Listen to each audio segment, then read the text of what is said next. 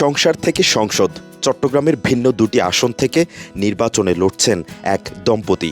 একই আদর্শ নিয়ে দুই আসন থেকে স্বামী স্ত্রীর এই লড়াই এখন চট্টগ্রামের টক অফ দি টাউন। আমি এমদাদুল হক, আমার ওয়াইফ সাবিনা খাতুন। একই সাথে সংসার, একই সাথে রাজনীতি। চট্টগ্রামের ৮ ও ১০ আসন থেকে ইনসানিয়ত বিপ্লবের হয়ে লড়বেন এমদাদুল হক ও সাবিনা খাতুন দম্পতি। পারিবারিকভাবে আমরা পারিবারিকভাবে এগিয়ে যাচ্ছি। আসন্ন ত্রয়োদশ জাতীয় সংসদ নির্বাচনে চট্টগ্রামের রাজনীতির মাঠ বেশ জমে উঠেছে। তবে সব ছাপিয়ে আলোচনায় এসেছেন এক দম্পতি। স্বামী এমদাদুল হক লড়বেন চট্টগ্রাম ৮ আসন এবং স্ত্রী সাবিনা খাতুন লড়বেন চট্টগ্রাম ১০ আসন থেকে।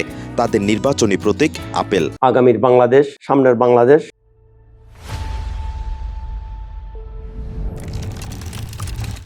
রাজনীতির পাশাপাশি শিক্ষাগত ও পেশাগত জীবনেও এই দম্পতি বেশ সফল।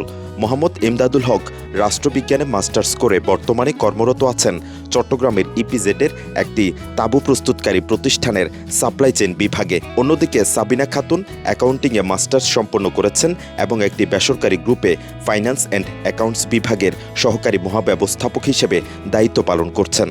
আমি কিছু ধরনের কটূক্তি শুনতে হচ্ছে ধর্মের নামে অধর্ম উগ্রবাদী যে মহলরা আছে ওনাদের কাছ থেকে। হলফনামা অনুযায়ী বার্ষিক আয়ের দিক থেকে স্বামী এমদাদুল হকের আয় প্রায় ৯,৮৫,০০০ টাকা এবং স্ত্রী সাবিনা খাতুনের আয় ৬,৮১,০০০ টাকারও বেশি। এটি তাদের প্রথম নির্বাচন নয়। ২০১৮ সালেও তারা স্বতন্ত্র প্রার্থী হিসেবে সিংহ প্রতীক নিয়ে নির্বাচনে লড়েছিলেন।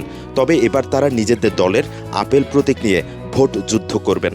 আমরা বিগত ২০১৮ সালে অনুষ্ঠিত নির্বাচনও আমরা চট্টগ্রাম ৮ এবং ১০ নির্বাচন করেছিলাম। চট্টগ্রামের এই পাওয়ার কাপল ভোটারদের মনে কতটা জায়গা করে নিতে পারবেন তা বলে দেবে নির্বাচনী ফলাফল। মেহরাজ হোসেন, কালের কণ্ঠ, চট্টগ্রাম।